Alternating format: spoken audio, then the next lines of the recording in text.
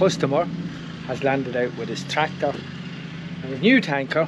It's a brand new major tanker with a dribble bar and macerator on the back of it. So we're going to try and attach this lazy arm onto the tank. I'm not convinced it's going to be the nicest looking thing. It's a brand new tank and it's a second-hand lazy arm that he's got somewhere. You'll see the nettles growing out of it. It's been lying in my yard a long time. So look, the customer is always right, so we'll do what we can. We'll try and get it fitted for him. So it fits onto this plate here, and I'm not sure, I think it folds up here up along the front of the tank, and then look, we'll get it stuck on and we'll show you it in action.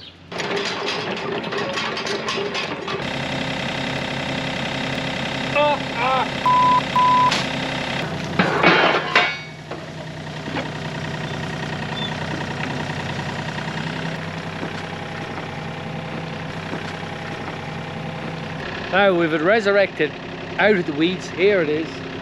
I'll have to try and show it up to the tank to see what it looks like. So we offer the lazy arm up against the tanker to see how it looks, see if it's going to fit, and show it up against the existing flange on the tanker. And it looks good. I think it'll work.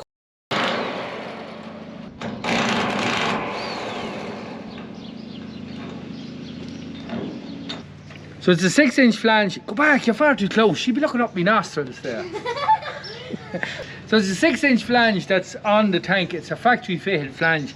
This is the standard factory filler that would have been bolted on. So it's probably for that job. We're going to use this flange. We're going to put on the 8-inch flange onto this one.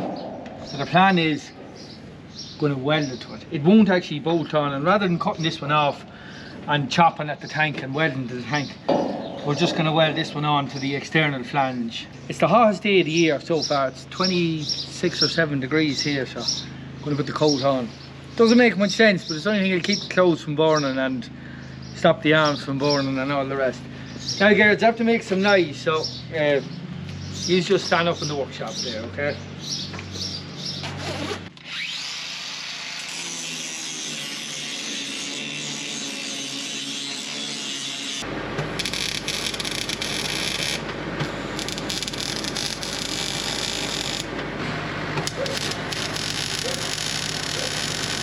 So I just welded it round on the inside to seal it, and a couple of welds at the back there as well.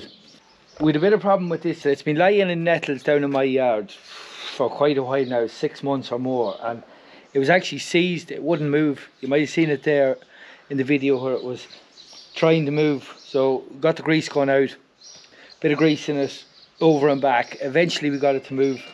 But then the ram was actually going to hit the tank here. You can see where we were lifting it up. It actually has kind of not scraped the tank, but you see where it was rubbing it there. So a little bit of adjustment. We've opened these bolts here. You'll see where that's a slotted hole there. And we've had to adjust this right the way around to reposition the ram. So we're a step closer. We're nearly there.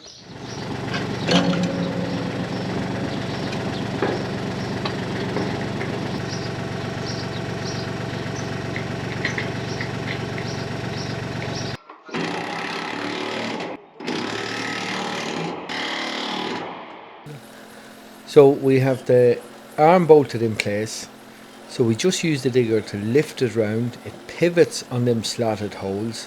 We lift it round into position, and then I just tighten a couple of the bolts here to lock it into position. That'll stop it moving back down again. So you'll see here it's actually quite flimsy. If you're just depending on the flange where it's bolted, you could see it's actually quite bouncy, it's flimsy, it's not very strong. So the plan is to bolt in a piece of steel here, maybe something like this, into position. So I mark out a radius on a piece of cardboard, I get it cut out with the scissors. So this is going to be my template that I use for marking the piece of steel that's going to tie the lazy arm to the actual tanker to strengthen it all up. So you'll see here I use the piece of cardboard, set it in against the lazy arm, so I find out the position that I need to mark my piece of steel with. My template going here, just going to mark this out. It's figure out how to cut it yet, but we'll work some.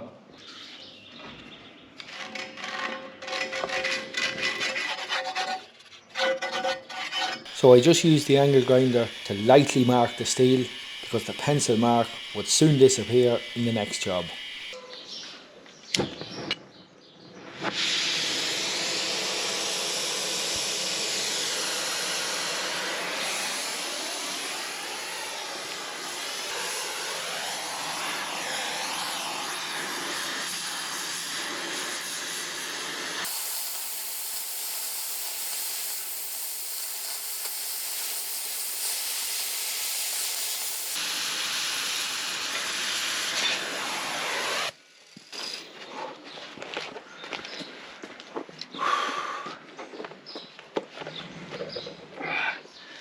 So this is the old second-hand plate with the curve cut on it. So it fixes against this plate on the slurry tanker and around this curved plate on the lazy arm, and it ties the two together. So the next job is we have to lift it up into position, and we'll fix it into position using a G-clamp here. Just clamp it in temporarily. We have to mark the position of the holes where it's going to be bolted and fixed. We'll get that done next.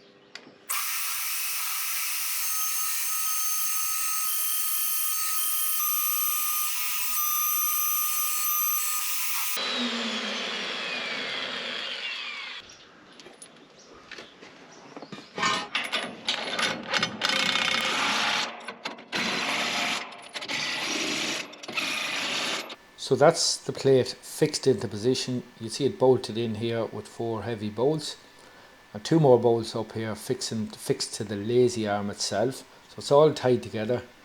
Nice strong job. It's a good heavy plate. So the next job here is to fix the little small ram which moves the vacuum pressure lever. So it's all done automatically from the cab. We've already drilled a hole in the top plate here to fix it. I've had to calculate the length. We'll just fix this ram. Here it is in operation, working a treat. So we fixed this plate here on. This is the plate with the controls. It's bolted onto the strengthener plate we fixed to the tank. So this is it. First trial run. It's going up and down. Looks pretty good. Soon be ready for a trial run.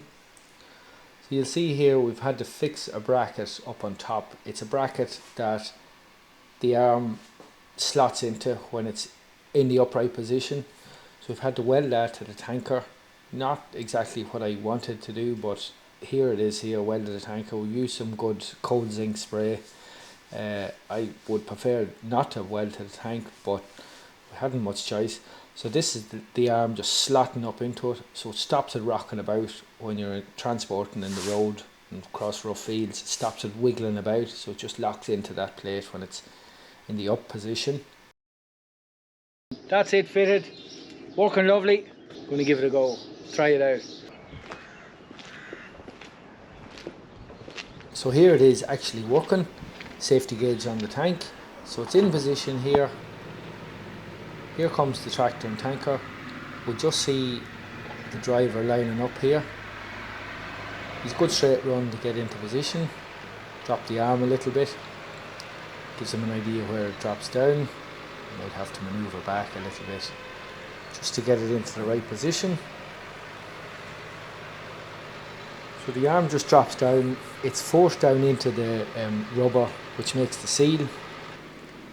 start the vacuum pump, and away we go.